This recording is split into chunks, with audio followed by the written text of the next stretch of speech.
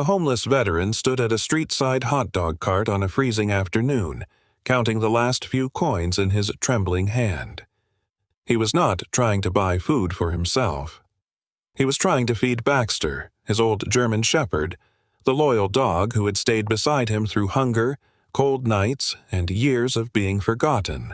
But when the coins came up short, Arthur Price slowly took out the last thing he still had from his military past, a worn army badge, and placed it on the counter as payment. Before the vendor could respond, police officer Justin Carter stepped closer. What Justin noticed next, and the dark truck watching from across the street, would uncover a secret that had kept forgotten veterans trapped for years. What happened next would prove that sometimes a miracle begins with one loyal dog, one compassionate officer, and one person choosing not to look away. But first, where are you watching from? Type your country in the comments. Let's see how far this journey reaches. Late on a bitter November afternoon in Ashford, Pennsylvania, cold wind swept through the old town square and rattled the metal signs above the empty storefronts. Officer Justin Carter had been driving his patrol car along Main Street when he decided to stop for coffee. At 41, Justin had spent nearly half his life in law enforcement. He was known around Ashford as a quiet, dependable officer who rarely raised his voice and never ignored something that felt wrong. 6 years earlier, he had served as a K-9 officer, but the loss of his K-9 partner during a pursuit had changed him. Since then, Justin had remained polite with people and distant from almost everyone else. He parked beside the courthouse lawn and stepped into the wind. Across the square, a narrow hot dog cart stood beneath a faded red awning. Steam rose from its metal warmer, carrying the smell of grilled onions, coffee, and warm bread into the cold air. The cart belonged to Joyce Reed, a 67-year-old widow who had served food in the square for almost 20 years. Joyce was well known for remembering how every regular customer liked a hot dog prepared. She also had a habit of adding extra napkins, extra coffee, and sometimes an extra meal when she believed no one was watching. Justin had nearly reached the cart when he noticed an elderly man standing at the counter. Arthur Price was 74 years old, though the years he had spent outdoors made him appear older. He was a former Army veteran and a former mechanic at the Ashford steel mill. Now he wore a faded coat, worn trousers, and boots that had been repaired more than once. His silver hair reached the collar of his coat, and a short white beard covered his narrow face. Arthur stood slightly bent over the counter, counting several coins in his open palm. Beside his leg sat Baxter, a 13-year-old German shepherd. Baxter's black and tan coat had grown dull with age, and gray fur covered most of his muzzle. His right rear leg trembled whenever he shifted his weight. Even so, the old dog sat with quiet discipline, watching Arthur as though nothing else in the square mattered. "One plain hot dog, please," Arthur said. "No onions and no sauce." Joyce placed a bun beside the warmer but did not begin preparing it yet. "That comes to $4.25, Joyce said. Arthur looked down at the coins. He separated the quarters from the dimes, then pushed several nickels into a small row. His fingers were stiff from the cold, and one coin slipped from his hand. It struck the side of the cart before falling onto the pavement. Arthur bent slowly to retrieve it. Baxter immediately stood, although the effort caused his rear leg to shake harder. The German shepherd leaned toward Arthur, ready to support him if he lost his balance. "I have it, old boy," Arthur said. Arthur picked up the coin and placed it with the others. He counted the money again, moving his lips silently as he added each piece. Joyce waited without rushing him. Justin stopped several feet away. He could have stepped forward, ordered his coffee, and continued his patrol. Instead, he remained beneath the edge of the awning and watched. A man waiting behind Arthur let out a long breath. The customer appeared to be in his late 40s and wore a heavy work jacket with a construction company logo across the chest. He had one hand wrapped around his phone and kept glancing at the screen. "Some of us have places to be," the customer said. Joyce looked at him. "He was here first," Joyce said. Arthur did not turn around. He counted the coins for a third time. Joyce leaned forward and looked at the amount. "You are short $2.10, Joyce said softly. Arthur's shoulders lowered. I thought I had another quarter, Arthur said. He searched the pocket on the right side of his coat. His hand came out with a folded paper receipt and a piece of string. He checked the left pocket next, then reached inside the inner lining. Baxter watched every movement. The impatient customer shifted closer. Then, let somebody else order, the customer said. You cannot buy something with money you do not have. Arthur's face tightened, but he did not answer. He carefully returned the coins to his palm so none would be lost. Justin had heard impatient words before. Most people who spoke that way did not think of themselves as cruel. They believed they were only being practical. They saw a slow line, a delayed meal, or a person standing in the way of the next small task. Justin looked at Arthur and saw something else. He saw a man trying to keep his dignity while the entire square seemed to be waiting for him to fail. Arthur searched his coat one last time. His hand remained inside the inner pocket for several seconds. When he withdrew it, he was holding an old army badge. The small metal badge was scratched around the edges. Its surface had lost most of its shine, but Arthur rubbed it gently with his thumb as though polishing away the years. His hand trembled as he placed it on the counter beside the coins. Joyce stared at the badge. Arthur kept his eyes lowered. "Ma'am, perhaps you could take this instead," Arthur said. "It should be worth more than $2. Joyce did not touch it. "No," Joyce said. Arthur looked up and worry passed across his face. "It is real," Arthur said. "I have had it a long time, but it is real." "I know it is real," Joyce said. "That is why I am not taking it." Arthur pushed the badge a little closer. "I only need one hot dog," Arthur said. Joyce's expression softened. "That badge belongs with you," Joyce said.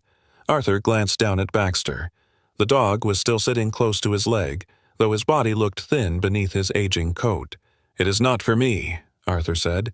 "Baxter has not eaten since last night." The words were quiet. Arthur did not say them to create sympathy. He spoke as though he were explaining a simple fact that could no longer be hidden. Baxter heard his name and lifted his head. Justin looked at the German shepherd more closely. The dog's ribs were not clearly visible beneath the thick coat, but his stomach narrowed too sharply behind them. His ears remained upright and his gaze was calm, yet the strength in his body had been reduced by hunger and age. Arthur touched the badge with one finger. "I carried this through places I do not like remembering," Arthur said. "But memories do not need supper." Joyce's eyes filled with pain, but she kept her voice steady. "Your dog will eat," Joyce said. "You are keeping the badge." The customer behind Arthur sighed again. Justin stepped forward. His boots made a quiet sound against the pavement, and Baxter turned at once. The German shepherd did not bark. He watched Justin carefully, measuring his approach. Justin stopped beside Arthur rather than behind him. He placed one hand on the counter, covering the edge of the badge without taking it. "Keep it, sir," Justin said. "Some things should never have to be traded for a meal." Arthur looked toward him. For a moment, he seemed uncertain whether Justin was speaking with kindness or authority. His gaze moved to the police uniform and then back to Justin's face.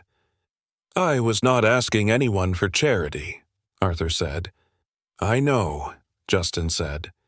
Justin slid the badge gently back across the counter. Arthur did not pick it up. Justin reached into his wallet and placed enough money beside the coins. "3 hot dogs," Justin said.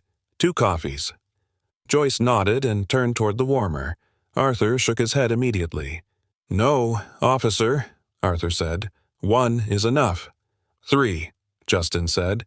"Baxter only needs 1," Arthur replied. Justin glanced at the old German shepherd. "He may need 1," Justin said. "You need 1 too, and I have not had lunch." Arthur looked at him with quiet suspicion. Justin understood the reaction. A man who had been disappointed often enough eventually searched every act of kindness for its hidden price. "You do not owe me anything," Justin said. "I am buying lunch. You are helping me avoid eating alone." Joyce placed the first hot dog into a paper tray. "That is the saddest invitation I have heard all week," Joyce said. Justin looked at her. "It worked," Justin said. A small sound escaped Arthur. It was not quite a laugh, but it was close. The impatient customer behind him looked away. He said nothing more. Joyce prepared the other hot dogs and poured 2 cups of coffee. She placed 1 cup near Arthur, then added a lid so the heat would last longer.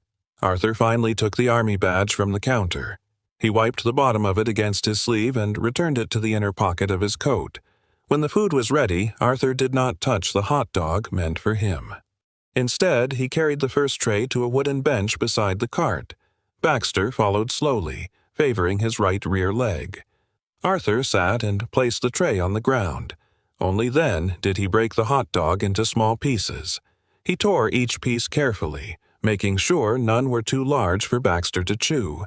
Then he spread them across the paper tray and pushed it toward the dog. "There you are, old boy," Arthur said. "Take your time." Baxter lowered his head and smelled the food. He did not eat. Arthur waited. Baxter looked at the tray, then raised his eyes toward Arthur. After several seconds, he pressed his nose against the paper and pushed it across the pavement. The tray stopped against Arthur's boot. Arthur smiled faintly. "This is yours," Arthur said. Baxter pushed it again. Joyce stood behind the cart holding the second hot dog. Justin remained nearby with his coffee, watching the quiet disagreement between the old man and his dog. Arthur picked up 1 small piece. "See?" Arthur said. "I am eating too." He brought the piece toward his mouth, but Justin noticed that Arthur barely bit into it. He only touched it to his lips and chewed once, pretending he had taken more. Baxter continued watching him. Arthur sighed and took a real bite. "There," Arthur said. "Satisfied?" Baxter lowered his head and began to eat. He chewed slowly, pausing after every few pieces to look up at Arthur. Each time, Arthur took another bite from his own hot dog. Justin sat at the far end of the bench. He had seen loyalty in many forms during his years as a police officer. He had seen partners run toward danger, parents stand between violence and their children, and strangers risk their safety for people whose names they did not know. Yet there was something different in Baxter's refusal to eat. The German Shepherd had almost nothing. He was hungry, cold, and old. Still, he would not take comfort while Arthur remained without it. Justin realized that Arthur and Baxter had not survived because one was strong enough to carry the other. They had survived because each refused to move forward without the other beside him. Joyce handed Arthur the coffee. "Hold this between your hands," Joyce said. "It will warm your fingers." Arthur accepted it. "Thank you, ma'am," Arthur said. "My name is Joyce," Joyce replied. "You have stood at my cart 3 times this month. You can stop calling me ma'am." Arthur looked surprised that she remembered him. "Thank you, Joyce," Arthur said. Justin ate quietly. He did not ask Arthur where he slept or why he had so little money. Questions asked too quickly could feel like an interrogation, especially when they came from a man in uniform. For several minutes, the 3 of them watched Baxter finish the food. The impatient customer received his order and left without meeting anyone's eyes. A gust of wind swept across the square. Baxter shifted closer to Arthur's leg, and Arthur placed one hand on the dog's head. When the coffee was nearly gone, Arthur stood. "Come on, Baxter," Arthur said. "We should keep moving." Justin rose with him. "There is a warming center 2 blocks north," Justin said. Arthur's expression changed at once. "We are fine," Arthur said. "They allow service animals and pets during cold weather," Justin said. "We have somewhere to go," Arthur replied. The answer came too quickly. Justin did not challenge it. He watched Arthur gather the empty paper tray and place it in the trash. Even after being given a meal, the old man did not leave a mess behind. Arthur nodded toward Joyce. "Thank you for not taking the badge," Arthur said. Joyce leaned both hands against the counter. "I would have chased you through the square to give it back," Joyce said. Arthur smiled for the first time. Then he and Baxter began walking toward the western side of the square. Baxter moved slowly, but he kept close to Arthur's knee. Arthur shortened his steps to match the dog's pace. Justin watched them pass the courthouse lawn. That was when he noticed the black pickup truck. It was parked across the street beneath a leafless maple tree. Frost covered part of the windshield, but the engine was running. A man sat behind the wheel wearing a dark coat and a black knit cap. The man was not looking at the hot dog cart. He was watching Arthur. As Arthur crossed the street, the driver leaned slightly forward. His attention followed every step the old veteran took. Justin's posture changed. He looked at the license plate, memorizing the numbers. Then he glanced at Baxter, who suddenly turned his head toward the truck. The German shepherd's ears rose higher. Arthur touched Baxter's collar and guided him forward without looking back. A moment later, the pickup's brake lights went dark. The truck began to move. Justin set his coffee on the counter. "Joyce, hold that for me," Justin said. Joyce followed his gaze across the square. "Is something wrong?" Joyce asked. Justin watched the black truck roll slowly after Arthur and Baxter. "I do not know yet," Justin said. Then he walked toward his patrol car. Arthur and Baxter left Ashford Square by a narrow side street where the old storefront windows reflected the gray afternoon light. The wind had grown colder, pushing dry leaves along the pavement and carrying the distant sound of traffic from Main Street. Arthur kept one hand near Baxter's collar as they walked, slowing whenever the old German shepherd's rear leg began to stiffen. Justin crossed the square toward his patrol car without taking his eyes off the black pickup truck. The vehicle moved away from the curb only a few seconds after Arthur turned onto the side street. It did not accelerate enough to attract attention. It simply followed at a slow, measured pace. Justin opened his car door, started the engine, and pulled into traffic. He kept several vehicles between himself and the truck, using shop windows and side mirrors to watch its movement. He had learned long ago that someone who believed he was unseen often revealed more than someone who knew he was being observed. Arthur passed a closed pharmacy and glanced toward its dark front window. He did not turn his head, but his eyes shifted toward the reflection behind him. The black pickup remained half a block away. At the next corner, Arthur crossed the street and turned right. The truck followed. 2 blocks later, Arthur changed direction again. He led Baxter past an old hardware store, crossed through a narrow parking lot, and entered another street running toward the abandoned steel district. The pickup stayed behind him. Justin's concern sharpened. Arthur was not wandering. He was checking whether someone was following him. The old veteran had probably been doing it for so long that the habit had become part of the way he moved through town. Baxter stopped briefly near a telephone pole. Arthur waited patiently while the dog steadied himself, then rubbed the German shepherd's neck. "Just a little farther, old boy," Arthur said. Baxter looked up at him and continued walking. The buildings became older as they approached the former Ashford steel mill. Most of the nearby businesses had closed years earlier. Faded signs hung above boarded windows, and rust marked the fences around empty loading yards. The streets were quieter there, with fewer people and fewer places to ask for help. Arthur turned into an alley running behind a vacant machine shop. The black pickup suddenly increased its speed. Justin turned onto the next street and drove around the block, hoping to enter from the opposite side. When he reached the far end of the alley, he saw the pickup stopped across Arthur's path. A man stepped out from the driver's side. Vincent Alexander was 52 years old and owned an aging boarding house near the abandoned mill. He had a heavy build, short gray hair, and a slow way of moving that suggested he rarely expected anyone to challenge him.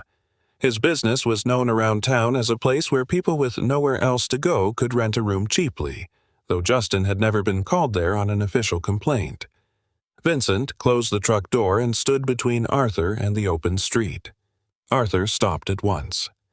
Baxter moved slightly ahead of him, placing his body between the 2 men. The dog did not bark, but his ears rose and his posture tightened despite the weakness in his rear leg. "You took your time," Vincent said. Arthur's grip closed around Baxter's worn collar. "I was trying to find something to eat," Arthur replied. Vincent looked down at the empty paper bag Arthur still carried from the hot dog cart.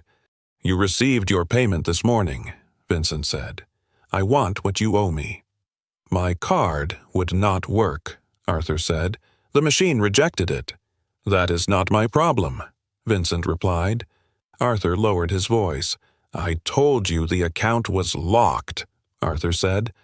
I cannot take out money that is not there. Vincent stepped closer. You stayed under my roof, Vincent said. You used my heat, my water, and my property. You do not walk away without paying. The room had no heat for half the week, Arthur said. You already took more than we agreed. Vincent's expression hardened. Justin stopped his patrol car near the alley entrance but remained inside for a moment. He could hear only parts of the conversation through the closed windows, yet Arthur's posture told him enough. The old man's shoulders had drawn inward, and every time Vincent moved closer, Arthur shifted back. Vincent pointed toward Baxter. If you cannot pay money, maybe I take the dog, Vincent said. The animal shelter will collect him. At his age, I doubt anyone will come looking. Arthur's fear changed immediately. He stepped in front of Baxter. You stay away from him, Arthur said. Vincent smiled without warmth. Then bring me what I am owed, Vincent replied. Otherwise, I make one call, and you never see that dog again. Justin opened the patrol car door. The sound echoed through the alley. Vincent turned as Justin approached, and his expression changed before Justin reached them. The cold confidence disappeared, replaced by the careful politeness of a man who knew how to appear reasonable. Is there a problem here? Justin asked. No problem, officer, Vincent said. Just a private financial matter. Justin stopped beside Arthur. Arthur did not look at him. His hand remained on Baxter's collar, and Justin could see the fingers trembling. What kind of financial matter? Justin asked. Vincent spread his hands. Mr. Price rented a room from me, Vincent said. I gave him a roof when no one else would. He left owing rent, utilities, and cleaning fees. I came to ask when he planned to pay. You followed him from the town square to ask? Justin asked. I happened to see him, Vincent replied. Justin looked toward the pickup. That is a long coincidence, Justin said. Vincent's jaw tightened, but his voice remained controlled. I run a business, Vincent said. I cannot allow people to take advantage of me. Justin turned slightly toward Arthur. Is that what happened? Justin asked. Arthur opened his mouth, but no answer came. He looked at Vincent, then down at Baxter. Vincent took half a step closer. Arthur immediately pulled Baxter nearer and moved backward. The reaction was small, but Justin saw it clearly. Vincent saw Justin notice. I have never harmed him, Vincent said. He knows that. Arthur remained silent. Justin stepped between them. You need to leave, Justin said. Vincent gave a short, humorless laugh. I have every right to request payment, Vincent replied. You can request it through the proper legal process, Justin said.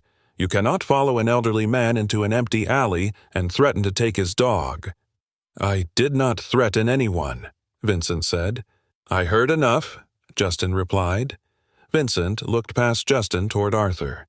This officer cannot erase what you owe, Vincent said. You understand that, Arthur? Do not speak to him again today, Justin said. Vincent's eyes narrowed. For several seconds he seemed to consider arguing. Then he looked at the patrol car, the open alley, and Baxter standing close to Arthur's knees.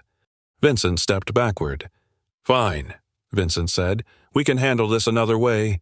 He returned to the pickup and opened the door. Before climbing inside, he looked directly at Arthur. This is not finished, Vincent said. Justin moved one step forward. It is finished for today, Justin replied. Vincent entered the truck, started the engine, and drove away. Justin watched until the vehicle disappeared beyond the mill fence. He repeated the license plate number silently, fixing it in his memory. Only after the truck was gone did Arthur release his breath. Justin turned toward him. Are you hurt? Justin asked. No, Arthur said. Did he take your bank card? Justin asked. Arthur shook his head too quickly. It is complicated, Arthur replied. It does not look complicated from where I'm standing, Justin said. He threatened you and Baxter. Arthur looked down at the old dog. He knows Baxter is all I have, Arthur said. That is why he mentions him. Justin kept his voice calm. I can take you somewhere safe, Justin said. There is a warming center, and I can contact someone who works with veterans." Arthur's expression closed. "No social workers," Arthur said. "No shelters. They may be able to help recover your documents or find housing," Justin replied. "And then they say the dog cannot come," Arthur said. "They always say there is no space for animals." Justin glanced at Baxter. "I can confirm the rules first," Justin said. Arthur shook his head. "I have heard promises before," Arthur said. "Baxter stayed with me when my wife died. He stayed when I lost the house. He slept beside me when the temperature dropped below freezing. I can survive another cold night, but I will not enter a warm building if he is left outside." Justin understood that arguing would only push Arthur away. He nodded slowly. "Then I will not take you anywhere that separates you," Justin said. Arthur studied him, uncertain whether to believe the promise. Baxter tried to take a step, his right rear leg folded beneath him. The German Shepherd dropped heavily onto his side. "Baxter," Arthur said. Arthur knelt at once, but his own balance failed as he reached for the dog. Justin caught him by the arm and lowered him safely to the pavement. Baxter tried to rise. His front legs pushed against the ground, but his hindquarters would not follow. His breathing became rapid and shallow. "He has bad days," Arthur said. "Give him a minute." Justin placed one hand near Baxter's shoulder. The dog's body felt cold beneath the coat. "He needs a veterinarian," Justin said. "I cannot pay for one," Arthur replied. "We will deal with that later," Justin said. But Arthur began to protest. Justin looked directly at him. "This is not about money now," Justin said. "He cannot stand." Arthur's resistance disappeared when Baxter made another unsuccessful effort to rise. Justin opened the rear door of the patrol car, returned to Baxter, and carefully lifted the old German Shepherd into his arms. Baxter was lighter than Justin expected. The dog tensed at first, then rested his head against Justin's shoulder. For one brief moment, Justin remembered another German Shepherd being carried from another dangerous place many years earlier. He forced the memory aside and kept moving. He placed Baxter across the back seat, supporting the weak leg with a folded blanket from the trunk. Arthur stood beside the open door, looking frightened. "Get in with him," Justin said. Arthur climbed into the back seat and rested one hand on Baxter's neck. The dog's breathing began to slow. Justin closed the door, returned to the driver's seat, and turned the patrol car toward the nearest veterinary clinic. In the rearview mirror, he saw Arthur leaning close to Baxter, speaking softly into the dog's ear. The old man was no longer refusing help. For now, fear for his companion had become stronger than fear of what accepting help might cost. Justin pressed the accelerator. Behind them, the abandoned mill disappeared into the gray afternoon, but the threat left by Vincent Alexander did not disappear with it. The veterinary clinic stood near the eastern edge of Ashford, inside a low, brick building that had once been a neighborhood bank. By the time Justin carried Baxter through the front doors, the gray afternoon had begun fading into an early November evening. Dr. Helen Porter, a 58-year-old veterinarian who had served the town for more than 3 decades, met them in the examination room. She had a calm voice and the patient manner of someone accustomed to frightened animals and worried owners. Helen did not ask Arthur how much money he had. She simply helped Justin place Baxter on a padded table and began examining him.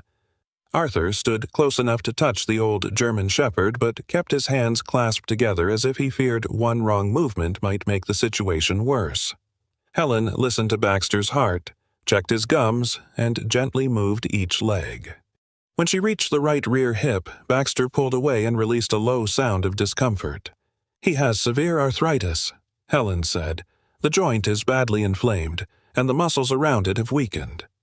Arthur looked down. "I knew the leg was getting worse," Arthur said. "I thought rest might help." "Rest helps when the body is warm and properly fed," Helen replied.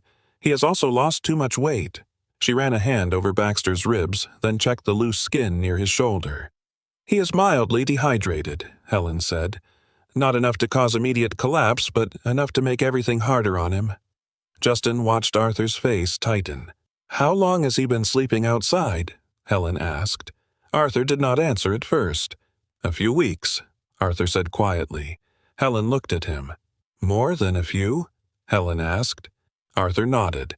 "Since the middle of October." The room fell silent. Helen took a breath before continuing.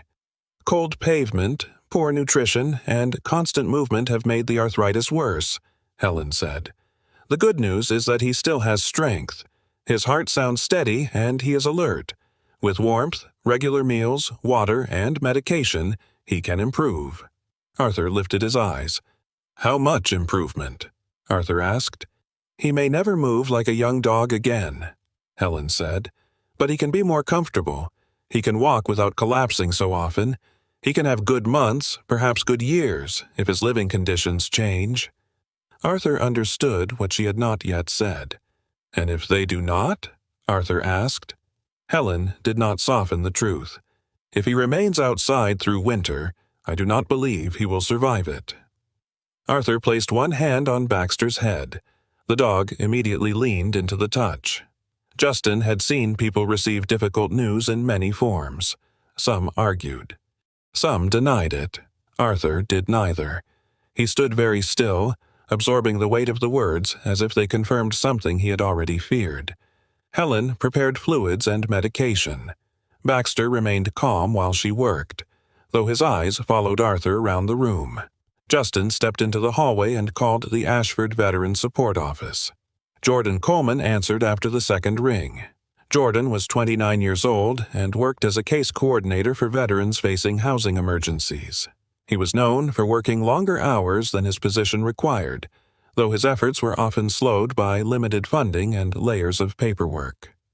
"Jordan, this is Officer Carter," Justin said. "I have an elderly veteran who needs emergency housing tonight. He has a dog, and they cannot be separated." There was a brief pause. "That limits the options," Jordan said. "Most shelters are full, and 2 do not allow animals." "Then find one that does," Justin replied. "I will make calls," Jordan said. "What is the veteran's name?" "Arthur Price." The line became quiet again. "I have seen that name," Jordan said. Justin straightened. "Where?" Justin asked. "In an incomplete housing application," Jordan replied. "It was opened several months ago, then withdrawn." "Arthur says he did not withdraw anything," Justin said. Jordan's tone changed. "Where is he now?" Jordan asked. "At Porter Veterinary Clinic." "I am coming there." Justin returned to the examination room. Helen had placed Baxter on a thick blanket on the floor, and a bowl of water sat near his front paws. The dog drank slowly while Arthur remained beside him. "You called someone," Arthur said. "A veterans housing coordinator," Justin replied. Arthur's expression closed immediately. "I do not need a caseworker," Arthur said. "You need a warm room," Justin replied. "I need my documents," Arthur said.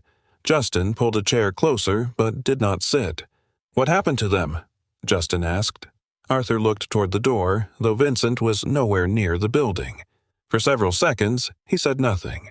Then Baxter raised his head and pressed his muzzle against Arthur's wrist. The movement seemed to steady him. "I rented a room from Vincent," Arthur said. "He said it was for men like me. Veterans on fixed incomes. People waiting for proper housing." "When was this?" Justin asked. "Last spring," Arthur replied. "The sign said low rent, utilities included."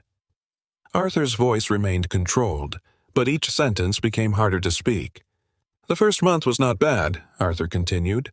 "The room was small, but it had a bed. Baxter could stay. That was enough." "What changed?" Justin asked. "Vincent said he needed my benefit card to collect rent automatically," Arthur replied. "He said everyone did it that way. Then he asked for my identification, bank details, and veteran records. He called it account management." Justin felt his jaw tighten. "You gave him everything?"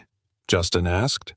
"I thought it was safer than carrying it on the street," Arthur said, "and he made it sound official." Arthur looked ashamed, though Justin knew the shame belonged elsewhere. "What was the room like?" Justin asked. Arthur gave a tired smile without humor. "Cold," Arthur said. "The window did not close. The ceiling leaked when it rained. The door had no lock." No lock at all? Justin asked. Just a hole where the handle used to be, Arthur replied. Vincent said locks cost extra. Justin glanced toward Helen, who had stopped writing notes. There were other veterans there? Justin asked. 7 when I arrived, Arthur said. More came later. Arthur explained that Vincent charged them for heat even when the radiators did not work. He added repair fees for damage that had existed before they moved in. He charged for security, though the doors could not be secured. Every month, the numbers changed. When did you realize he was taking more than he should? Justin asked. When my benefit deposit came in and almost all of it disappeared the same day, Arthur said. I asked for a statement. He refused. What happened when you challenged him? Justin asked. He told me I was confused, Arthur replied. Then he said I was becoming difficult. Arthur paused. One evening, he put my things outside. He kept my card, my identification, and my records. Why did you not report it? Justin asked. Arthur looked at him. With what name? Arthur asked. Without identification, I could not open a new account. I could not collect medication. I could not prove the benefits were mine. Every office asked for documents Vincent had already taken. Justin understood the trap. Arthur had not simply lost a room. He had lost access to every door that might have helped him leave the street. A soft knock came from the hallway. Jordan entered carrying a folder and a canvas messenger bag. He moved quickly, but his expression softened when he saw Baxter on the blanket. Arthur Price? Jordan asked. Arthur remained guarded. That is me, Arthur said. Jordan sat several feet away, leaving space between them. I found your application, Jordan said. It was marked withdrawn 6 weeks after submission. I never withdrew it, Arthur replied. I believe you, Jordan said. Arthur studied him. Jordan opened the folder. You are not the only applicant connected to Vincent Alexander's property, Jordan said. Several others were removed from the housing system in similar ways. Justin looked at him. How many? Justin asked. I do not know yet, Jordan replied. At least 4 that I remember, maybe more. Did anyone complain? Justin asked. Not formally, Jordan said. Some stopped answering calls. Others disappeared from the addresses we had. Arthur's eyes lowered. They did not disappear, Arthur said. They were pushed out. Jordan closed the folder. I have heard rumors about that boarding house, Jordan said, but without statements or records, nothing moved forward. Arthur looked toward Baxter. Men there are afraid, Arthur said. Vincent tells them no one will believe them. Most have nowhere else to go. Jordan nodded slowly. That is why your account matters, Jordan said. Arthur's shoulders stiffened again. I am not signing anything tonight, Arthur said. You do not have to, Jordan replied. Tonight, I only want to find you and Baxter a safe room. Jordan explained that the city maintained a small emergency fund for veterans awaiting placement. Most of the usual options did not accept animals, but one roadside motel had recently agreed to reserve 2 rooms for emergencies involving pets. Arthur did not immediately agree. What happens tomorrow? Arthur asked. Tomorrow, we start replacing your documents, Jordan said. Tonight, you rest. Arthur looked at Justin. And Baxter stays with me? Arthur asked. Yes, Justin said. I want that written down, Arthur replied. Jordan did not appear offended. He removed a blank authorization form from his folder and wrote a clear statement confirming that Arthur and Baxter would remain together during the temporary placement. Justin signed as a witness. Arthur read every line twice before adding his name. Later that evening, Justin drove them to the Ashford Motor Lodge, a modest motel near the highway. The manager gave Arthur a ground-floor room with a working heater and enough space for Baxter's blanket beside the bed. Joyce heard about Baxter through Justin before closing her cart. She found an empty glass jar, taped a handwritten label to the front, and placed it beside her cash box. Baxter's Supper Fund. The first donation was Joyce's own $5 bill. The second came from an elderly customer who had seen Arthur offer the badge. By the end of the evening, there were coins, folded bills, and a note that read, "No old soldier or old dog should eat alone." At the motel, Arthur sat on the edge of the bed while Baxter rested on a thick blanket near the heater. For the first time in weeks, both were warm. Arthur lay down without removing his coat. His hand remained near the side of the bed, close enough for Baxter to touch. Justin stood outside the room for several minutes, watching through the window to make sure they had settled. Then, headlights appeared at the far end of the parking lot. A black pickup truck moved slowly past the motel. Justin stepped back into the shadow near the walkway. The truck did not stop. It passed the office, continued beyond Arthur's room, and turned toward the road. Justin saw the driver's profile beneath a dark knit cap. Vincent had found them. Eating. The next morning, Justin met Jordan outside the Ashford Veterans Support Office. The sky was pale and low, and a thin frost covered the roofs of the parked cars. Neither man had forgotten the black pickup that had passed Arthur's motel room the night before. Jordan carried a folder filled with printed records. Justin drove them toward the abandoned steel district where Vincent's boarding house stood behind a rusted fence near the old freight yard. The building had once been used as housing for mill workers.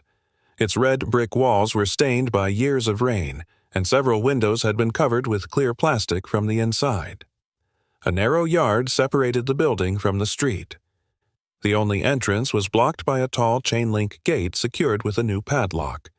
Vincent appeared before Justin reached the gate. He stood on the other side with his hands inside his coat pockets. "You again?" Vincent said. "We need to speak with the residents," Justin said. "They are tenants, not prisoners," Vincent replied. "Then open the gate," Justin said. Vincent gave a small smile. "Do you have a warrant?" Vincent asked. "This is a welfare inquiry," Justin said. "We received concerns about unsafe living conditions and possible financial exploitation." "You received a story from a man who owes me money," Vincent replied. "That does not give you the right to enter private property." Jordan stepped closer to the fence. "I represent the Veterans Housing Program," Jordan said. "Several applicants listed this address. I need to confirm whether they still live here." "You can send a letter," Vincent said. "I already did," Jordan replied. "No one answered." "That is not my responsibility," Vincent said. Justin looked beyond him toward the building. A curtain moved in a second-floor window. An elderly man stood behind the glass. He appeared to be in his late 70s and wore a sweater over a white undershirt. His face was thin, and one hand rested against the window frame. The man lifted 2 fingers. Justin could not tell whether it was a greeting or a request for help.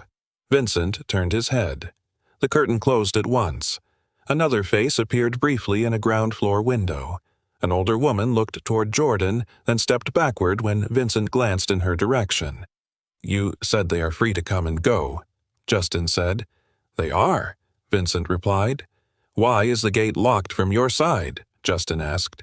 "To keep people from entering without permission," Vincent said. "It also keeps people inside," Justin replied. Vincent's expression hardened. "No one is stopping them from leaving," Vincent said. "They know how to call me if they need the gate opened." Jordan looked at the padlock. "They need your permission to leave?" Jordan asked. "They need me to protect the property," Vincent replied. Justin held Vincent's gaze for several seconds. Without a warrant or visible emergency, he could not force entry. Vincent knew it, which explained the confidence in his posture. Justin took a step back. "We will return," Justin said. Vincent leaned closer to the fence. "Bring the correct paperwork next time," Vincent said. Justin and Jordan walked toward the patrol car, a corner of a curtain lifted again. The elderly man on the second floor was watching them leave. Justin raised one hand slightly, hoping the gesture would communicate that he had seen him. Vincent stepped into the yard. The curtain fell. Back at the support office, Jordan began comparing every housing application linked to the boarding house. His desk disappeared beneath folders, printed forms, and lists of benefit payments. Justin stood near the window while Jordan worked through the records. "This should not be possible," Jordan said after nearly an hour. "What did you find?" Justin asked. Jordan turned the computer screen toward him. 9 veterans used Vincent's address during the last 18 months, Jordan said. All 9 were approved for the waiting list. Then every one of them disappeared from the system. They moved? Justin asked. Some files say the applicants withdrew voluntarily, Jordan replied. Others say they failed to respond. But there are no signed withdrawal forms in 5 of the cases. Can someone remove them without a signature? Justin asked. Only if staff believe the applicant abandoned the request, Jordan replied. A phone call or returned letter might be enough. Justin remembered Vincent standing behind the locked gate. What phone number is listed in the applications? Justin asked. Jordan checked. The boarding house number, Jordan said. The same number on every file. So Vincent could answer the calls, Justin said. Jordan nodded slowly. He could tell the office that the applicants moved away or no longer needed assistance, Jordan said. Jordan searched the benefit records he was authorized to view. Several of the men had listed automatic housing payments to different companies. At first, the company names seemed unrelated. One managed rental properties. Another claimed to provide maintenance services. A third was registered as a personal financial assistance business. Jordan opened the ownership records. They all lead back to Vincent, Jordan said. Justin leaned closer. How? Justin asked. One is registered under his full name, Jordan replied. Another belongs to his brother, but Vincent is listed as the financial agent. The third uses the address of his boarding house. The pattern was no longer a rumor. It still needed proof, but the shape of it was clear. Vincent had placed himself between vulnerable veterans and every system that might help them. He controlled the address, the telephone, and possibly the money. At afternoon, Justin and Jordan returned to the motel. Arthur sat beside the heater while Baxter rested on the blanket near his feet. The old German shepherd had eaten and taken his medication, but his eyes followed every movement in the room. Justin explained what they had found. Arthur listened without surprise. Vincent always brought papers at the end of the month, Arthur said. Long forms with small print. What did he say they were? Jordan asked. Rental updates, Arthur replied. Permission to repair rooms. Agreements for automatic payment. Did anyone read them? Justin asked. Some tried, Arthur said. A few men could not see the print well. Others were afraid that refusing would cost them their beds. Arthur rubbed his hands together. Vincent would stand over them while they signed, Arthur continued. He never gave anyone a copy. Jordan opened his folder. Do you recognize any of these names? Jordan asked. Arthur read the list carefully. He recognized 7 of the 9. Then his finger stopped over one name. Albert Powell. Albert lived across the hall from me, Arthur said. Albert Powell was an 81-year-old Army veteran who had once worked as a bookkeeper for a hardware company. It had weakened his eyesight, but not his ability to remember numbers. According to Arthur, Albert kept careful notes whenever Vincent collected money. He wrote down what everyone paid, Arthur said. He said numbers could not be frightened into changing. What happened to him? Justin asked. He told me he was going to the police, Arthur replied. He had names, dates, and amounts. Arthur looked toward the motel window. 3 days later his room was empty, Arthur continued. What did Vincent say? Jordan asked. He said Albert's family came for him, Arthur replied. Did Albert have family? Justin asked. No, Arthur said. His wife died years ago. He had no children. He told me more than once that no one would notice if he disappeared. The room became quiet. Baxter lifted his head at the change in Arthur's breathing. Justin sat across from him. Will you give a formal statement? Justin asked. Arthur looked toward Baxter. If I speak, Vincent will come after him, Arthur said. We will protect both of you, Justin replied. Arthur did not answer. A knock sounded at the door. Joyce entered carrying a covered pot and a cloth bag. Earlier that day, she and a group of retired women from Ashford Community Church had organized a free evening meal for veterans and elderly residents. Joyce had invited Arthur, but he had refused, insisting the food should go to people who needed it more. I brought the meal to the man who claims he does not need one, Joyce said. Arthur looked embarrassed. "You did not have to do that," Arthur said. "That sentence has become very popular lately," Joyce replied. She placed the pot on the small table and uncovered it. The smell of chicken soup filled the room. Joyce noticed the papers beside Jordan but did not ask about them. Instead, she sat near Arthur. "My son came home from overseas carrying things no doctor could see," Joyce said. "He believed asking for help would make him less of a soldier." Arthur lowered his eyes. "He was wrong," Joyce continued. "The painful part was not that he struggled. The painful part was that he thought he had to struggle alone." Arthur looked at her. Joyce's voice remained steady. "People do not lose their dignity when they accept a warm meal," Joyce said. "They lose something only when others see them suffering and choose to do nothing." Arthur remained silent for a long moment. Then he looked at Justin. "I will tell you everything I remember," Arthur said. "But Baxter stays protected." "He stays with you," Justin said. Arthur nodded. As Jordan prepared to take notes, Baxter rose from the blanket. He moved toward Arthur's old coat, which lay across the back of a chair. The German shepherd began scratching at the inner lining. "Leave that alone, old boy," Arthur said. Baxter ignored him. He caught the lower edge of the coat gently between his teeth and pulled it toward Justin. Then he lowered himself across the fabric, placing his body over it. When Jordan reached toward the coat, Baxter gave a quiet warning and pressed himself more firmly against it. Justin crouched beside the dog. Baxter looked at him, then scratched the same section of lining again. Justin ran his fingers along the inside seam. Beneath the cloth, he felt the hard edge of something folded and hidden. He looked up at Arthur.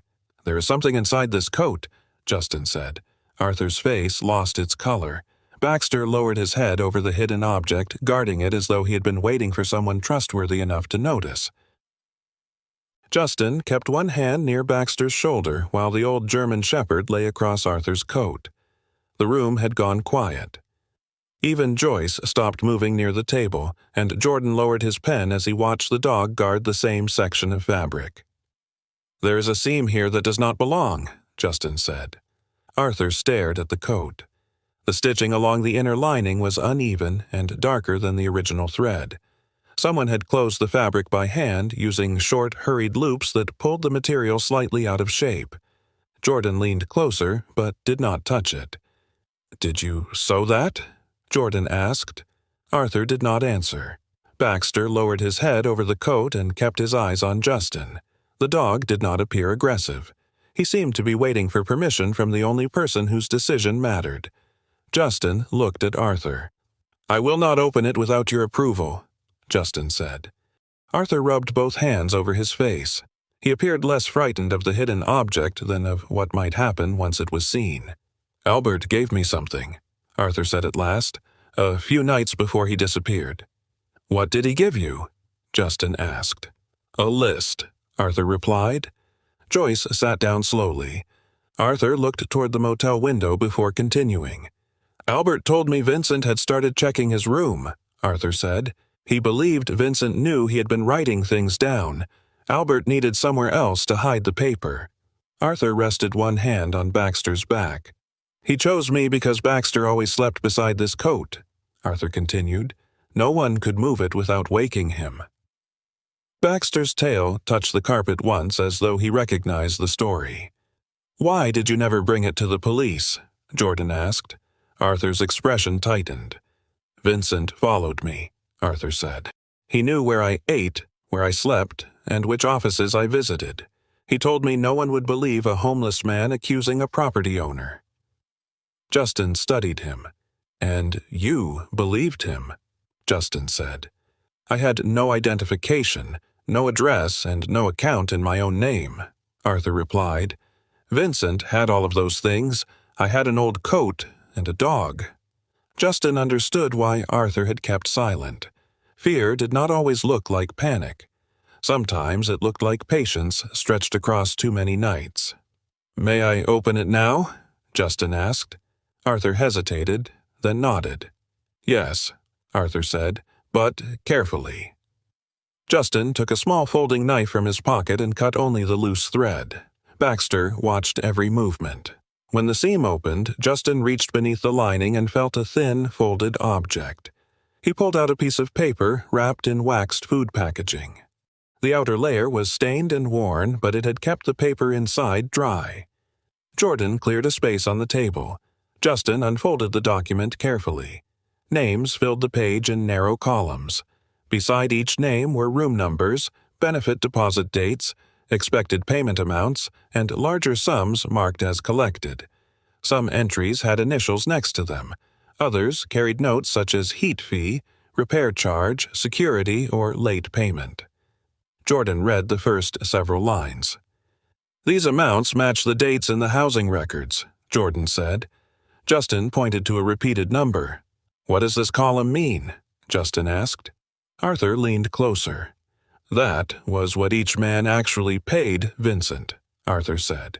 Albert said the difference was the part Vincent kept beyond the rent. The amounts were not small. In several cases, almost the entire monthly benefit had disappeared. Jordan found Arthur's name near the bottom. The page showed his room number, the date his payment arrived, and a withdrawal made only hours later. "That is the day my card stopped working," Arthur said. Justin looked at the names. "How many of these people are still inside the boarding house?" Justin asked. "I do not know," Arthur replied. "Some were forced out. Others became too sick to argue." Jordan took photographs of the list and placed the original inside a clear evidence sleeve from Justin's patrol bag. "This is important," Jordan said, "but Vincent can still claim Albert invented it." "We need Albert," Justin said, "or someone inside who can confirm the system." Jordan stood. "I will search every hospital, shelter, nursing facility, and rehabilitation center within 50 miles, Jordan said. The search lasted most of the day. Jordan called medical offices, county agencies, veteran groups, and emergency shelters. Several places refused to release information without proper authorization, so he worked through official channels while Justin checked missing person reports and old incident logs. Near sunset, Jordan found a record from a hospital in Millbrook, a town 30 miles east of Ashford. An unidentified elderly man had been left outside the emergency entrance 2 months earlier. He carried no wallet, identification, or medication, but later gave staff the name Albert Powell. By early evening, Justin, Jordan, and Arthur were driving toward Millbrook. Baxter remained at the motel with Joyce, which Sandhuzar had promised. Arthur she would not let the dog out of her sight. Millbrook Rehabilitation Center stood beside a wooded county road. Inside, they were led to a small sitting room where Albert waited in a wheelchair. He looked older than his 81 years. His body had become thin, but his eyes remained clear. Before retirement, Albert had worked as a bookkeeper, and even now he watched the three men with the careful attention of someone accustomed to finding mistakes others missed. Arthur stopped in the doorway. "Albert," Arthur said. Albert stared at him, then released a breath that sounded almost like relief. "You kept it," Albert said. "Baxter kept it," Arthur replied. Albert smiled faintly. "That dog always had better judgment than most men," Albert said. Justin sat across from him. "We found your list," Justin said. "We need to know what happened after you gave it to Arthur." Albert's expression grew serious. "The heat stopped working during a cold week," Albert said. "I became weak and fell in my room. Vincent found me on the floor." "Did he call an ambulance?" Jordan asked. "No," Albert replied. "He put me in his truck after dark." Albert remembered waking briefly outside the hospital entrance. Vincent was removing Albert's wallet and documents from his coat. "He told me I would not need them where I was going," Albert said. Arthur lowered his head. "Vincent told us your family came for you," Arthur said. "I have no family left," Albert replied. Justin asked whether Albert would provide a formal statement. Albert looked toward the window. "I will testify," Albert said, "but only if the people still inside that building are protected first." "We are working toward that," Justin said. "Work faster," Albert replied. "Vincent becomes dangerous when he thinks he is losing control." Albert then described the office behind the boarding house. Vincent kept a steel safe beneath a filing cabinet. Inside were benefit cards, identification papers, bank books, signed forms, and copies of false contracts. "He moves money late at night," Albert said, "usually after the monthly benefits arrive. He believes no one watches the accounts after business hours." That information gave the investigation direction, though Justin still needed legal authorization before entering the property or opening the safe.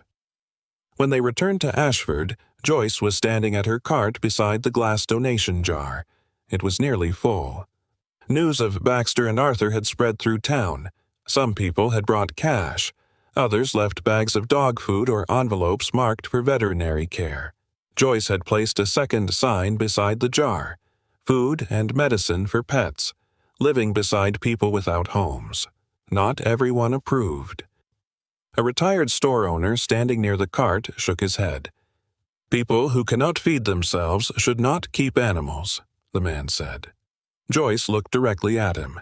"For some people, that animal is the reason they wake up, stay sober, keep walking, or survive another cold night," Joyce said. "That is not a burden. That is family." The man said nothing more. That evening, Arthur returned to the motel and found Baxter waiting near the door. The old German shepherd pressed against his legs, then followed him inside. A few minutes later, a familiar voice came from the parking lot. "Arthur," Vincent called, "come outside. We need to settle this." Baxter stood at once. His hind legs trembled, but he moved between Arthur and the door. Vincent called again. "I only want to talk," Vincent said. Arthur stepped backward. Baxter placed himself squarely in front of him and stared at the door. Justin's patrol car entered the lot moments later. He had been checking the area because of the earlier surveillance. Vincent stood beside the black pickup, keeping both hands visible. "What are you doing here?" Justin asked. "Speaking to a former tenant," Vincent replied. "You were warned to stay away," Justin said. "I never entered the room," Vincent replied. "I never touched anyone." Justin knew Vincent was deliberately remaining just inside the boundary of what might avoid arrest. "Leave," Justin said. Vincent looked toward the motel window. Arthur stood behind the curtain, while Baxter remained in front of the door. Vincent raised his voice enough for Arthur to hear. "If you keep talking to the police, the dog will be the first thing you lose," Vincent said. Justin stepped toward him. "That is your final warning," Justin said. Vincent smiled faintly, entered the pickup and drove away. Justin watched the truck disappear into the night. Behind the motel door, Baxter finally lowered himself to the floor. His legs were shaking, but he had never moved aside. The paper he had protected was now evidence. Albert was alive. The truth had begun to surface. Vincent knew it too. The storm reached Ashford shortly after sunset, moving faster than the weather reports had predicted. Snow covered the roads within an hour.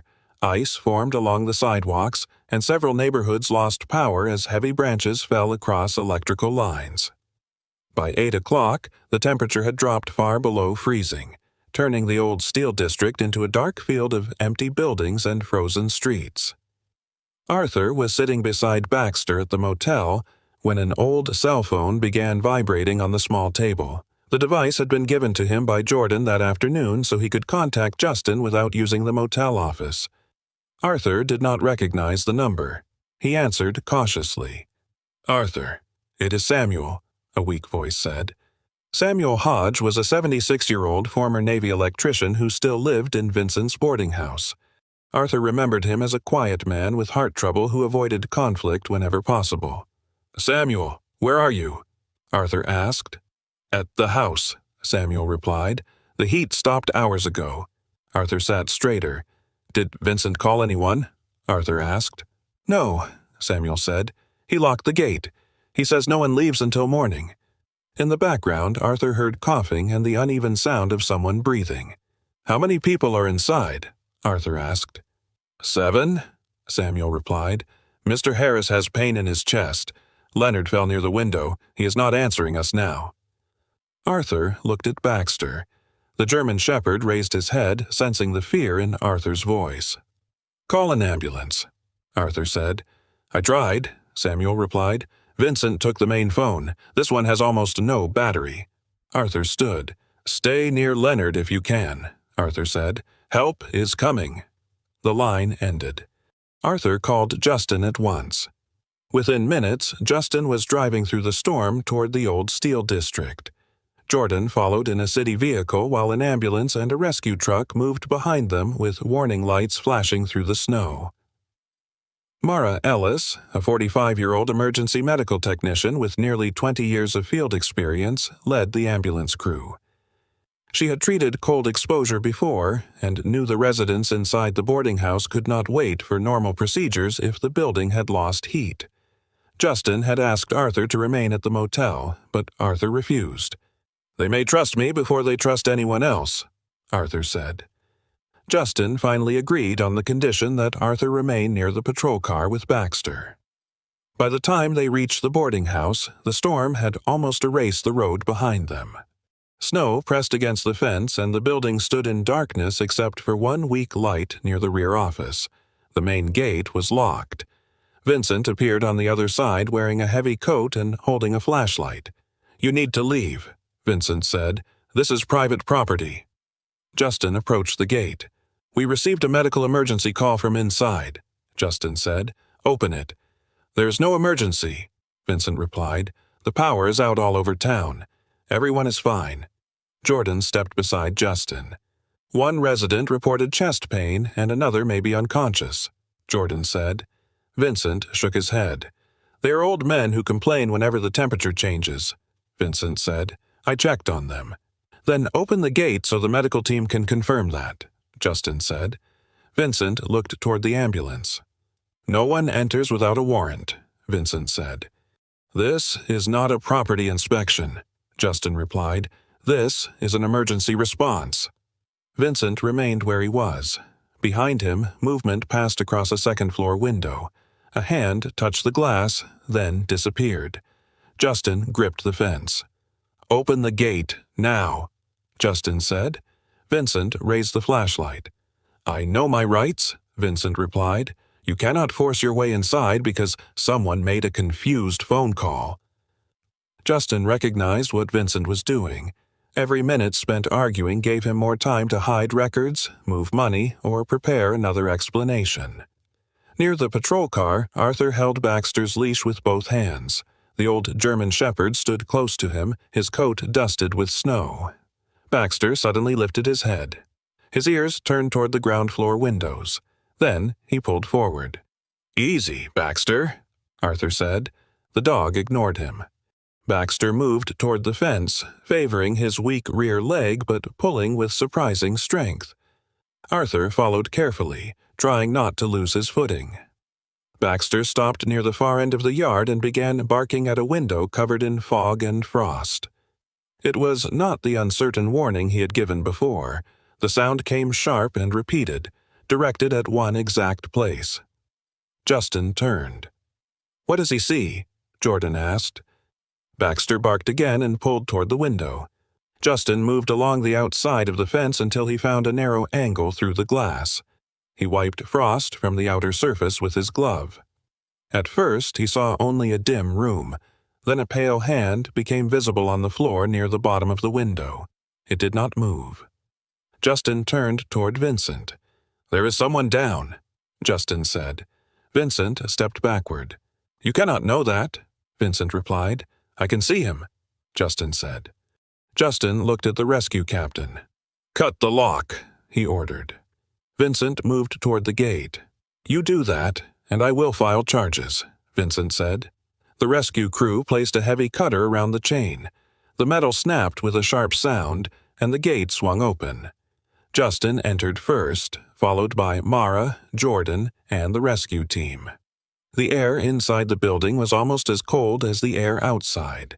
Their breath formed clouds in the hallway. The walls smelled of damp wood, stale smoke, and spoiled food. Several elderly residents stood wrapped in coats and blankets. One man was sitting on the floor near the stairs, holding his chest. Another was trying to wake Leonard Graves, a 79-year-old former Army cook who lay unconscious near the window. Mara knelt beside Leonard. "He is breathing," Mara said. "Weak pulse.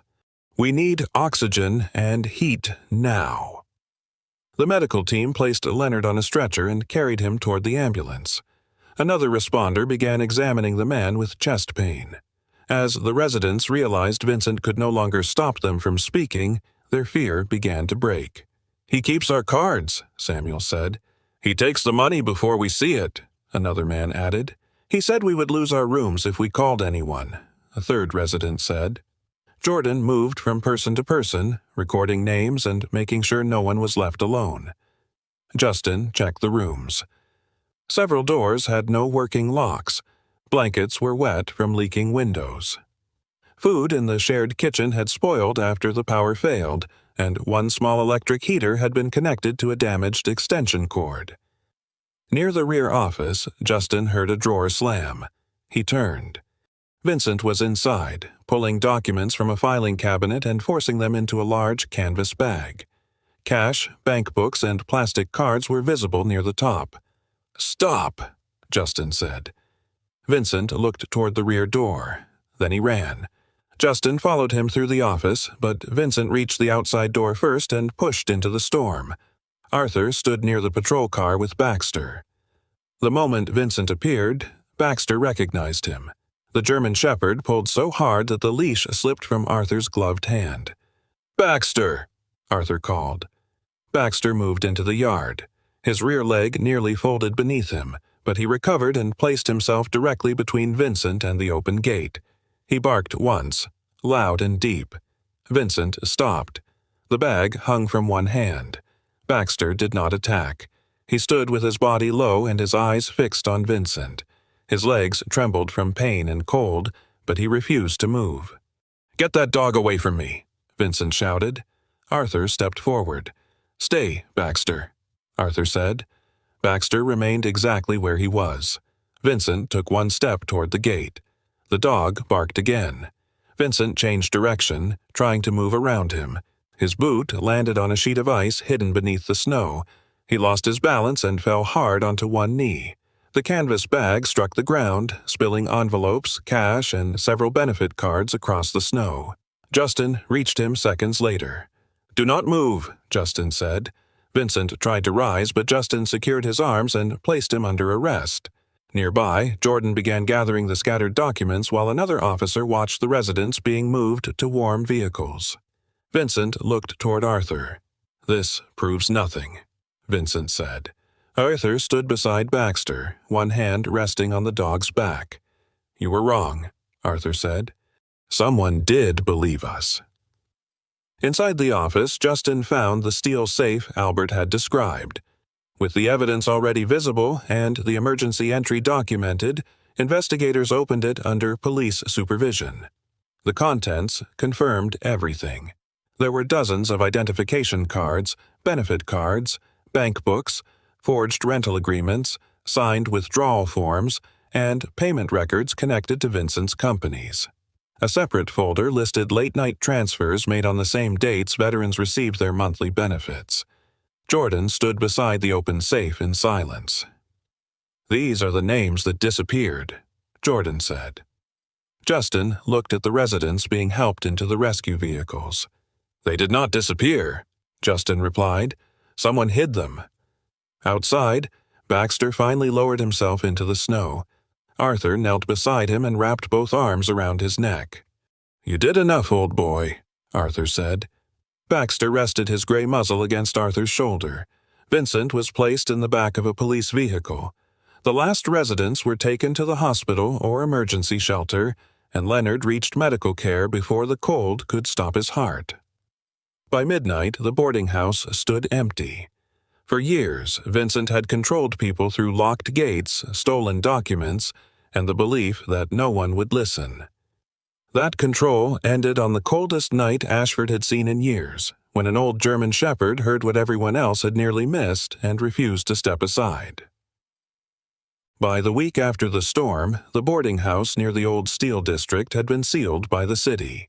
Yellow notices covered the front gate, and every room inside stood empty. Vincent remained in custody while prosecutors prepared charges for fraud, theft, unlawful possession of personal documents, intimidation of elderly residents, and reckless endangerment. The evidence from the safe gave the investigation structure. The handwritten list hidden inside Arthur's coat gave it names. Arthur and Albert spent several mornings at the police station reviewing records with Justin and Jordan. They identified former tenants, explained the payment system, and matched dates from Albert's list to the bank transfers found in Vincent's files. Some victims had moved to nearby towns. Others were living in temporary shelters or hospitals. A few had stopped answering official letters because they believed no one would help them without identification. Jordan worked through each case one by one. Lost veteran cards were replaced. Housing applications were reopened. Frozen benefit accounts were restored. Investigators recovered part of the money Vincent had taken, though Jordan warned the victims that the full process would take time. Arthur listened carefully whenever Jordan explained the paperwork. Months earlier, every office door had seemed closed to him. Now he sat at the table helping another man remember an account number or the date he had entered the boarding house. The change was small, but Justin noticed it. Arthur no longer sat like someone waiting to be told where to go. He had begun leaning over the files, pointing out mistakes, and asking questions. Albert did the same from his wheelchair. Vincent always depended on people becoming tired, Albert said. If the forms were long enough and the office was far enough away, he believed we would stop trying. Jordan closed one folder and opened another. Then we do not stop, Jordan said. The 7 residents rescued during the storm were placed in temporary housing. Samuel remained under observation for his heart condition, while Leonard recovered from severe cold exposure at the county hospital. None of them returned to the boarding house. The town council scheduled an emergency meeting after the arrests became public. Jordan stood before the council members with a stack of files under one arm. He explained how elderly veterans had lost housing because their applications were redirected or withdrawn without consent. He also described how several shelters had refused Arthur only because Baxter could not enter with him.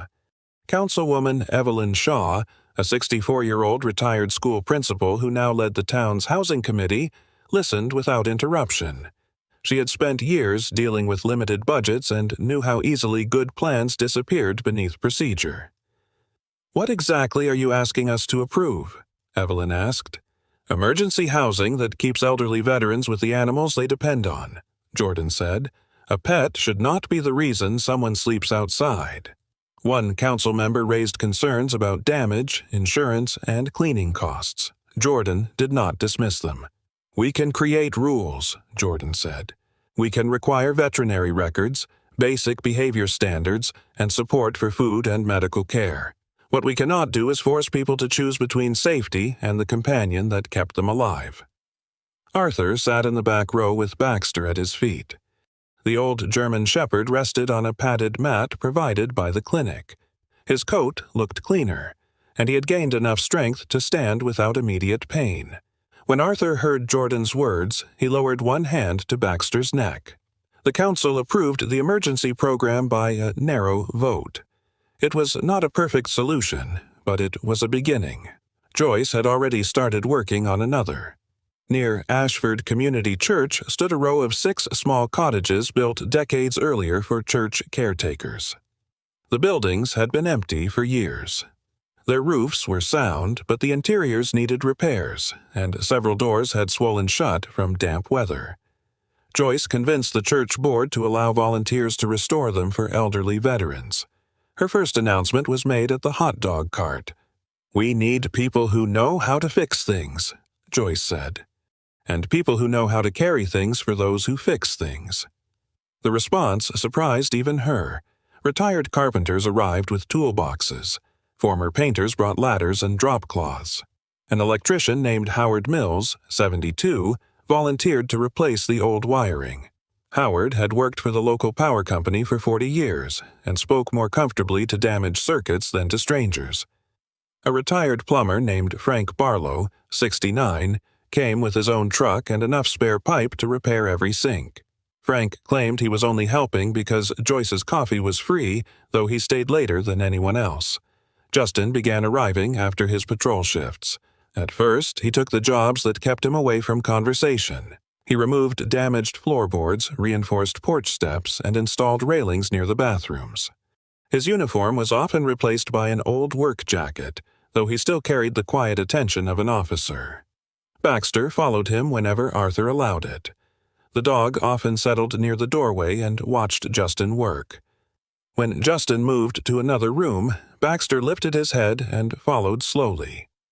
One afternoon, Justin was sanding a wooden handrail when Baxter rested beside him. The steady breathing of the old German Shepherd brought back memories of Justin's former canine partner. For years, he had avoided those memories because they ended in loss. Baxter reminded him that what came before the ending still mattered. Training at dawn, muddy patrol roads, quiet rides home, the weight of a dog leaning against his leg after a dangerous call. Justin had believed that loving another animal would reopen an old wound.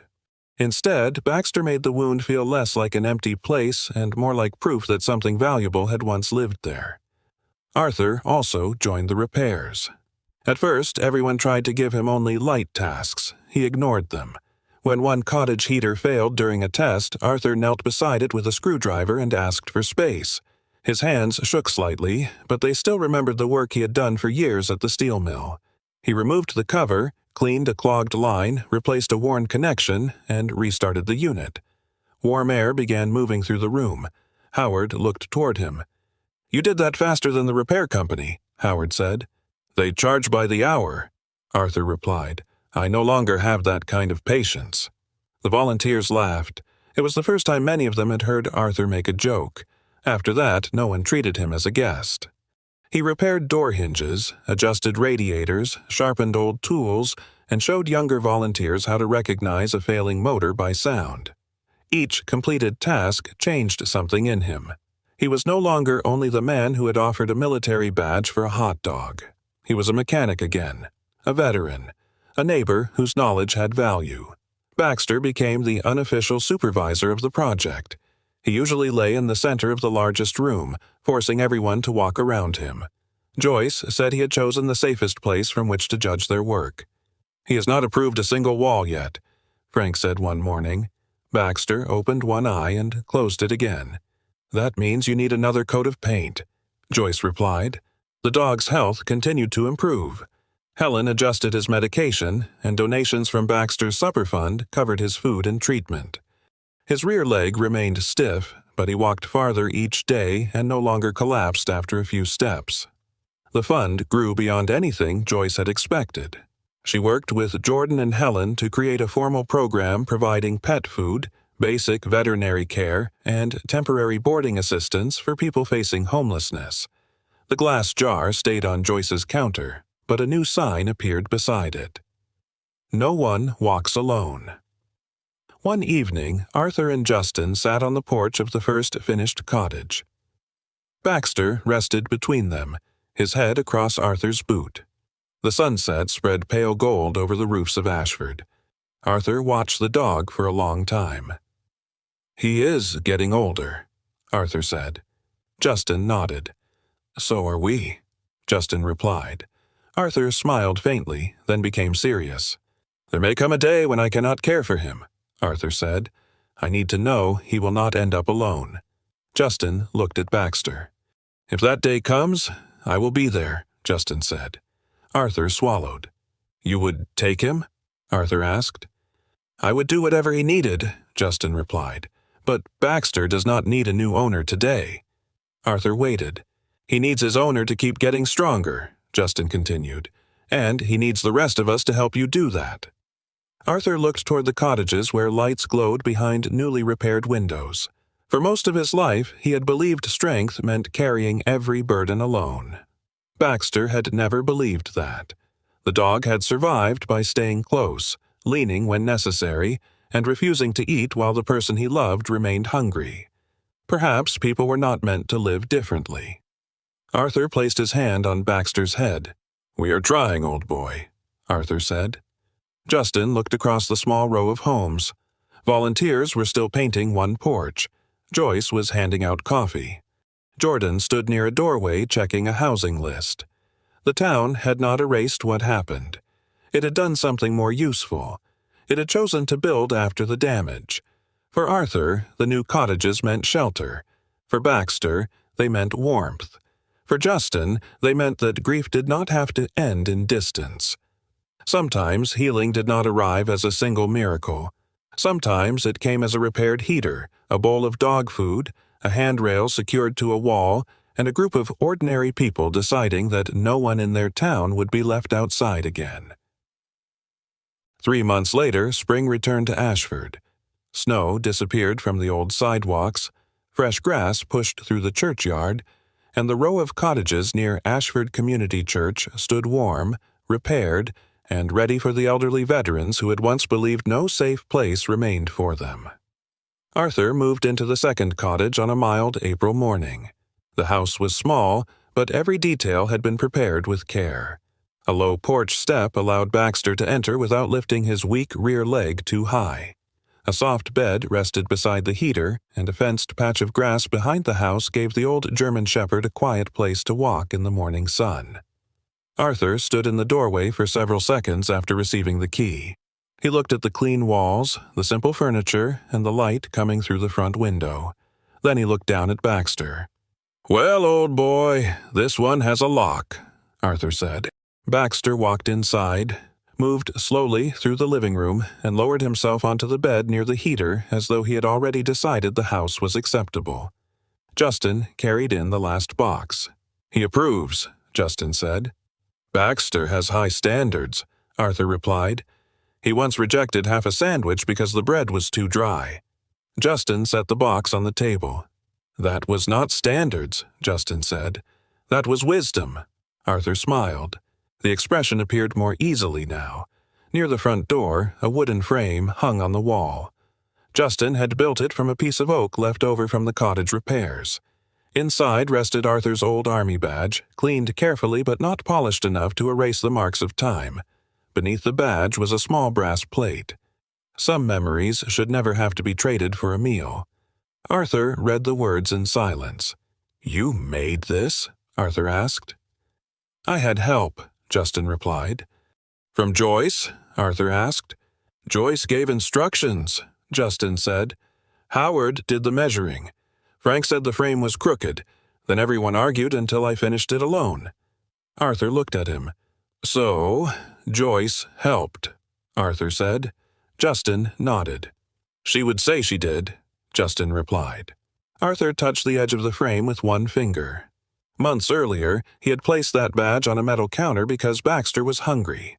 At the time, he had believed the object was nothing more than a piece of the past, useful only if it could be exchanged for something needed in the present. Now it remained where it belonged, not hidden in a coat, not offered as payment, not carried as proof that Arthur had once mattered. It hung in his own home. Arthur began working part-time at the Ashford Community Center 2 weeks later. The center had opened a small repair room for elderly residents who could not afford to replace broken equipment. Arthur repaired wheelchair brakes, old heaters, table fans, lamps, and anything else people brought through the door. His hands still trembled on difficult days, but they remembered how machines worked. One morning, a retired teacher brought in a small electric heater that had stopped producing warmth. Arthur removed the back panel, cleaned the contacts, and replaced a damaged wire. When the heater began working again, the woman placed both hands around the warm air and smiled. "My husband bought this before he died," she said. "I did not want to throw it away." Arthur understood. "Then it was worth repairing," Arthur said. Each completed job gave him something money alone could not provide. People began asking for Arthur by name. They waited for his opinion before replacing an old appliance. Some brought coffee. Others brought small bags of treats for Baxter, who usually rested near the repair bench. Arthur no longer introduced himself as a man without a home. He introduced himself as the man who could probably fix it. Baxter continued improving under Helen's care. His arthritis did not disappear, but regular medication and warm shelter made his days easier. He gained weight, his coat regained some of its shine, and he could walk around Ashford Square each morning without collapsing. Justin often drove Baxter to his veterinary appointments when Arthur was working. The first time Justin opened the rear door of the patrol car, Baxter looked at him, then turned toward Arthur as though requesting confirmation. "You can go," Arthur said. "He needs someone to supervise his driving." Baxter climbed inside. Justin looked at Arthur. "I have been driving for 23 years, Justin said. "And Baxter has standards," Arthur replied. The old dog became the public face of the support program Joyce had created. Baxter's Supper Fund now helped provide food, medication, and veterinary care for animals living with people who were homeless or facing eviction. The glass jar remained on Joyce's cart, though it was no longer the only source of support. Local businesses donated supplies. Helen offered reduced-cost appointments. Volunteers transported animals when their owners had no vehicle. Baxter attended most community events, usually lying beside Arthur while people stopped to greet him. Some knew the whole story. Others only knew he was the elderly German shepherd who had helped expose Vincent and protect a group of forgotten veterans. Baxter seemed unimpressed by his reputation. He preferred warm pavement, soft treats, and sleeping where everyone had to walk around him. Albert moved into the cottage next to Arthur's. His health remained fragile, but he regained enough strength to use a walker around the shared garden. He and Arthur often sat outside in the evening, reviewing newspapers and complaining about the size of modern print. Jordan continued managing the Veterans Housing Program. The new rule allowing residents to remain with their pets became permanent after the first 3 months. No one claimed it solved every problem, but it prevented people like Arthur from being forced to choose between warmth and family. On a bright spring afternoon, Justin returned to Joyce's hot dog cart. The square looked different from the day he had first seen Arthur there. Flowers filled the planters near the courthouse, children crossed the lawn with their grandparents, and the cold wind had been replaced by a soft breeze carrying the smell of fresh bread. Arthur stood at the counter with Baxter beside him. This time, there were no scattered coins in his palm. Arthur placed a folded bill on the counter. "2 plain hot dogs," Arthur said. "No onions, no sauce." Joyce looked at Baxter. "He still refuses onions?" Joyce asked. "He has strong principles," Arthur replied. Joyce prepared 2 hot dogs, then added a third to the tray. "I ordered 2, Arthur said. "The third is for the officer who keeps pretending he only comes here for coffee," Joyce replied. Justin stopped beside the cart. "I do come for coffee," Justin said. Joyce handed him a cup. "You never finish it," Joyce replied.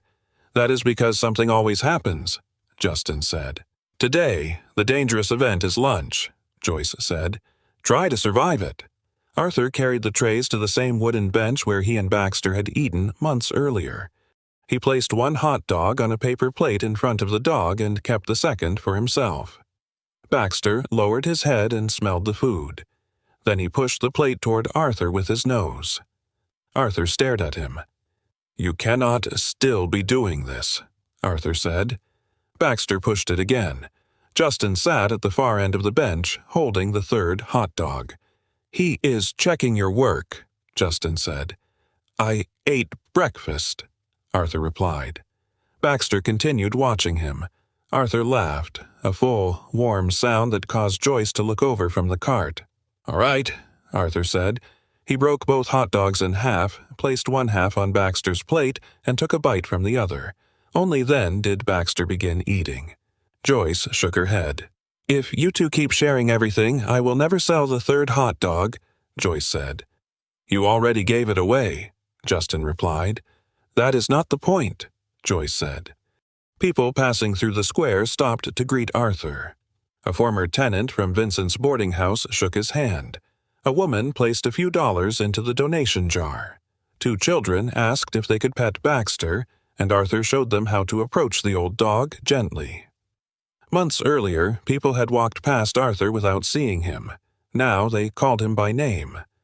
Later that afternoon, the town held a small ceremony to officially open the restored cottages.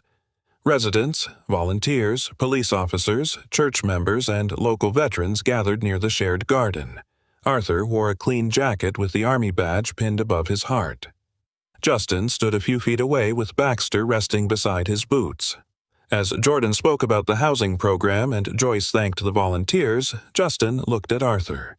He understood that he had not saved Arthur with the price of a hot dog. The money had only opened a door. The real change came afterward.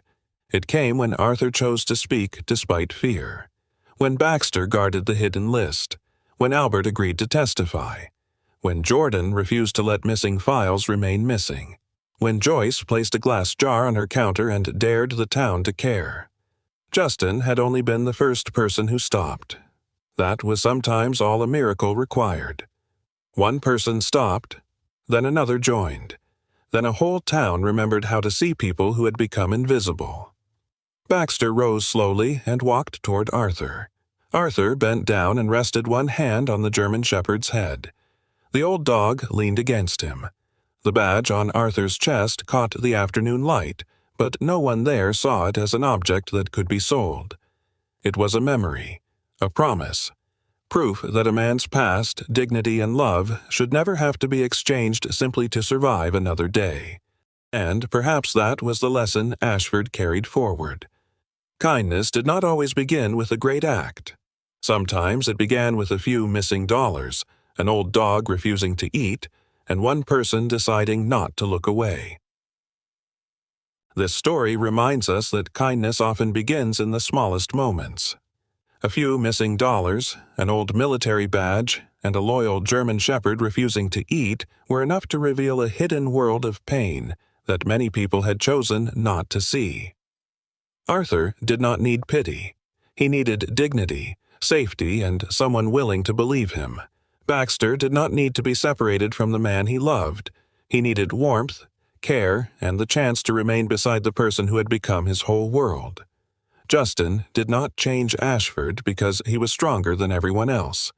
He changed it because he stopped, looked closer, and refused to walk away.